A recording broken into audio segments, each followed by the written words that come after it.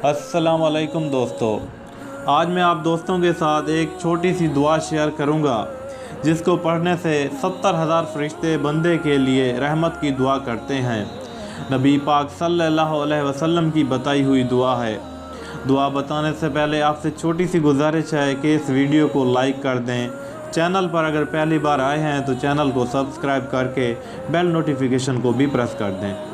रसूल अकरम सल्लल्लाहु अलैहि वसल्लम का इरशाद है, जो आदमी सुबह फजर की नमाज के बाद 3 मरतबा अऊज़ु बिल्लाहि समीइल अलीम मिनश शैतानिर रजीम पढ़कर सूरह हशर की आखिरी 3 आयात 1 मरतबा पढ़ ले तो अल्लाह ताला 70,000 फरिश्ते मुकर्रर फरमा देता है, जो शाम तक उसके लिए रहमत की दुआ करते रहते हैं।